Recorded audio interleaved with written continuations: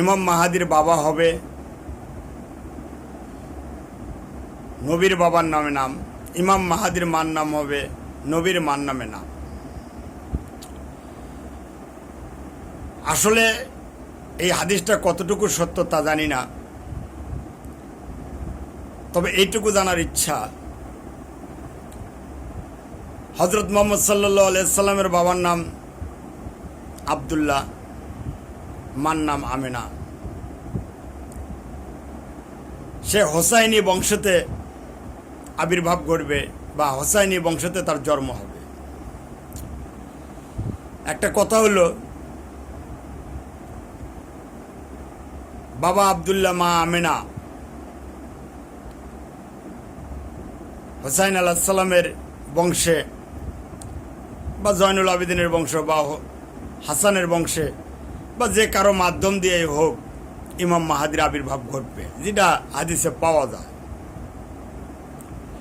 কিন্তু আমরা বিধান অনুপাতে হাতে দেখি মাহাদি আর মেহেদি দুটা শব্দেই একই ব্যক্তি। মাহাদি শব্দের অর্থ হলো সঠিক পথ, মেহেদি শব্দের অর্থ হলো জ্ঞানদাতা। এখন এই মাহাদি আর মেহেদি হুনুক্তাহে রহমানি রহিহু মাধ্যম দিয়া কোনো ব্যক্তির উপরে যদি প্রকাশ পায়, তাহলে ওখানে মাহাদি আর মেহেদি, আর এই মাহাদি আর মেহেদি শব্দের অর্থ হলো হজরত মুহাম্মদ সাল্লাল্লাহু আলাইহি সাল্লামের নবরূপ।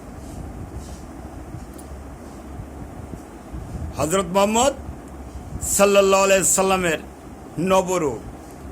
তাহলে বোঝা যাইতেছে মাহাদি মেহেদি এই ব্যক্তি ইমাম মাহাদি, এই ব্যক্তির যুগের শ্রেষ্ঠ অলি, যার মাধ্যম দিয়া হাজার হাজার অলি প্রকাশ পাবে, যার মাধ্যম দিয়া হাজার হাজার লোক হেদায়েত প্রাপ্ত হবে।